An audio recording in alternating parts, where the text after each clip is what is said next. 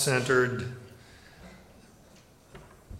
typical adolescent, pressured in so many ways by his culture and by his peers. And in a moment of candor, in a moment of honesty, in a moment where he really got down within himself, he said something that nobody would have dreamed ever would have come out of him. But he said this to his little sister about what he would like to do with his life. I keep picturing all these little kids playing some game in the big field of rye and all. Thousands of little kids, nobody around, nobody big, except me. And I'm standing on the edge of some crazy cliff. What I have to do, I have to catch everybody if they start to go over the cliff. If they're running and they don't look where they're going, I'd have to come out from somewhere and catch them. That's all I do all day. I'd just be the catcher in the rye and all.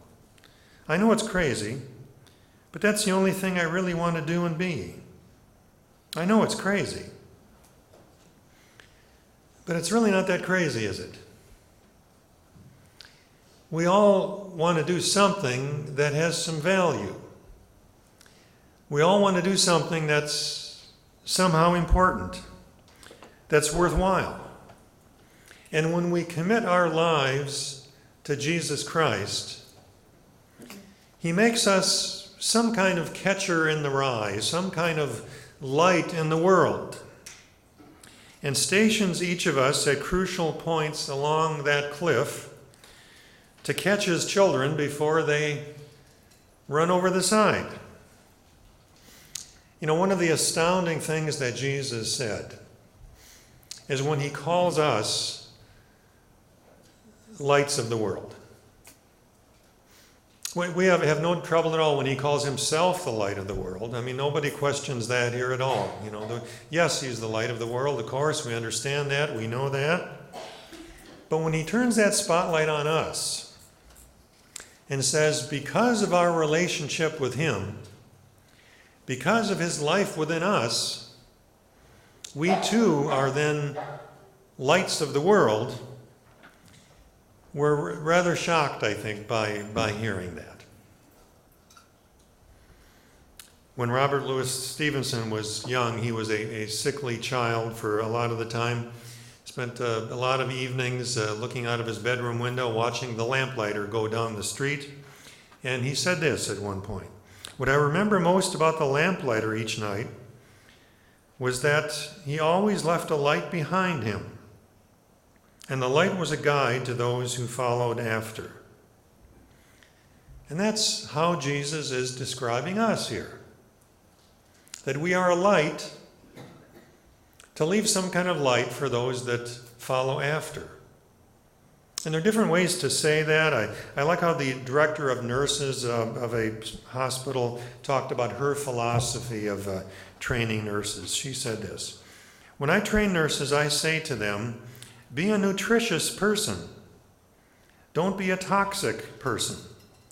And then I explain what I mean. We have some nurses in our hospitals who are poorly trained. They are toxic people. Whenever they come into a room, they either talk to a patient or touch them or infect them in some way that they poison them with fear and negativity and doubt and anxiety. We also have nurses who are nutritious people. The way they talk, the way they touch, the way they listen, the way they offer encouragement, the way they build hope, puts nutritional strength into the patient. They create a mental attitude in which God can perform a healing ministry. That's the astonishing aspect of this text before us, you see. Jesus is saying that we need to be nutritious people. We need to be catchers in the rye. We need to be lights in the world. And he says, in the same way, let your light shine before men, that they may see your good works and praise your Father who is in heaven.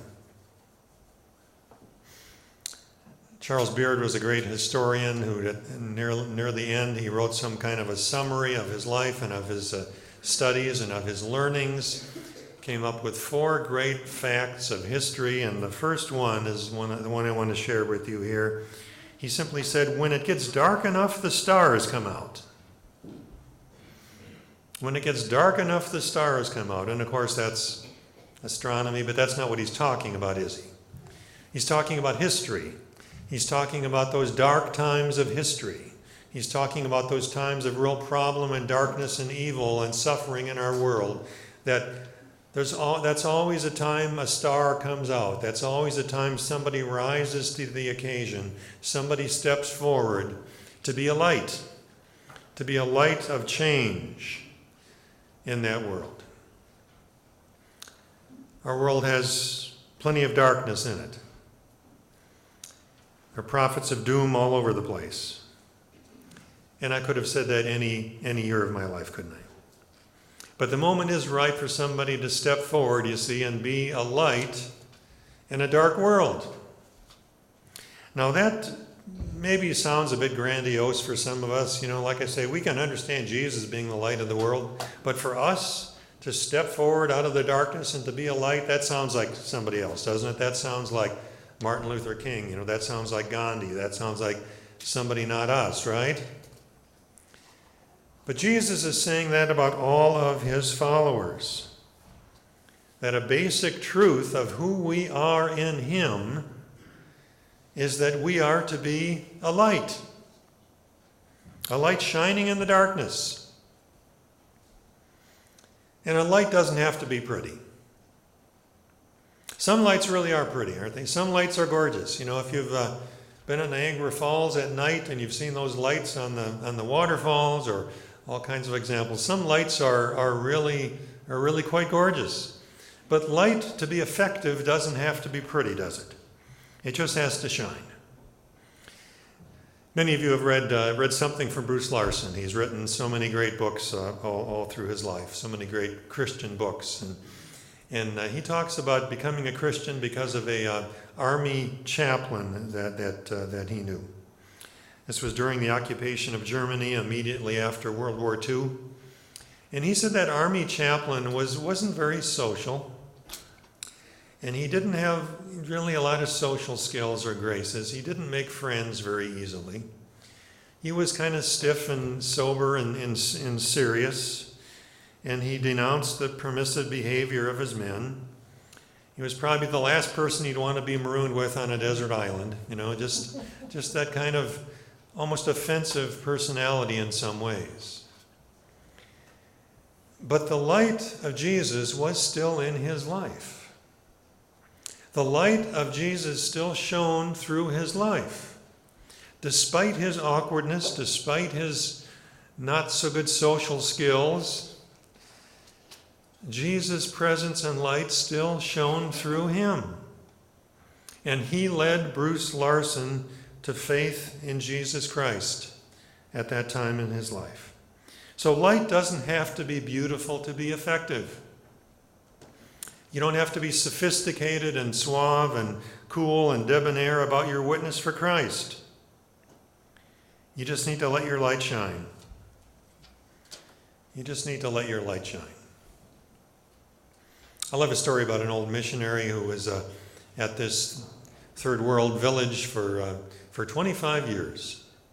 When they, all on his own, just leading this mission station there. 25 years later, the mission board finally said, "We've got enough money raised to send you an assistant."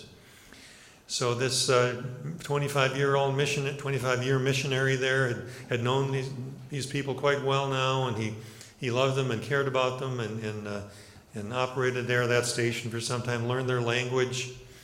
And with this note about the assistant that was coming, it said, "You're going to love this guy. He's brilliant. He was at the top of his class at seminary." So this assistant arrives. He didn't know the language. The old missionary did, and called the village together to meet his assistant, and said, "I'd like you to greet them. I'd like you to say something to them. I'll translate it for you. Just offer your greeting to your new village." And this is what the young man said. We must always remember that there is an infinite and qualitative distinction between the eternal gospel and all the historical manifestation of it under the contingencies of human existence. And the old man thought for a minute and translated it and said, "He says he loves you and he's glad to be here." And that's kind of like what the Holy Spirit does for us, to translate our lack of skill sometimes, to translate our awkwardness sometimes, to translate what we're really trying to do and make it work and make it make sense and make it connect with people's lives and hearts. So we don't have to be sophisticated about shining that light. You don't have to study forever to figure out how to do it just right. You need to shine. You need to just let it shine. You need to just be in your life. You need to do what's already in you and let it shine out of you. You can't legislate darkness away. You can only shine a light. Just one more quote I want to offer to you this morning, and this one says so beautifully that age doesn't matter in all of this. The youngest person here can be that light. The oldest person here can be that light. And here's a great example of it. It was someone asked a surgeon what the most exciting operation was that he ever did. And this was his response.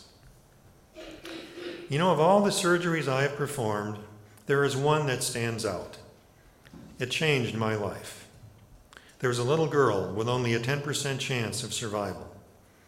When I entered the operating room, there she was, a tiny little thing under the sheet, ashen gray face, so frail, so weak, so helpless. Just as the nurses were preparing her for anesthesia, she looked up at me and asked, 'May I say something, doctor?' I said, 'Sure, honey.'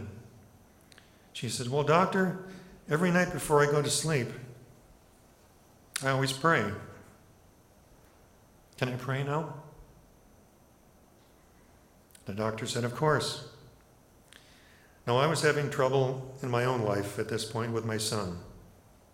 He was a very unhappy person. I stood there and told her, 'Go ahead and pray, and remember your doctor too.' She prayed, 'Jesus, tender shepherd, watch over your little lamb today.' And Jesus blessed the doctor too, because he's got troubles of his own. And that broke me up. I turned away from the operating table so the nurses wouldn't see my tears. And I prayed like I'd never prayed before. 'Oh God, if you ever use me to save a life, use me to save this little girl.' She survived the surgery, and I found Jesus. That little girl just let her light shine, that's all. He didn't study it. He didn't prepare it. She didn't plan it. She wasn't sophisticated about it.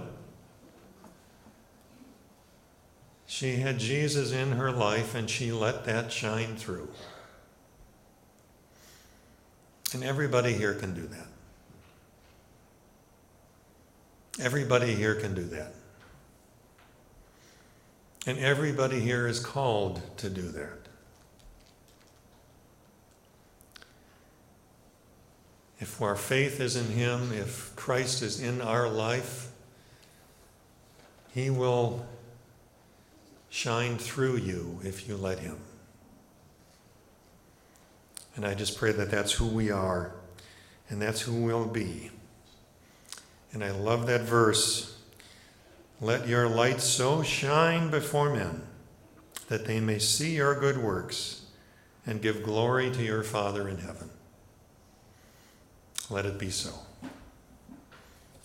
Amen. Now I would ask our ushers to come forward to receive our morning offering.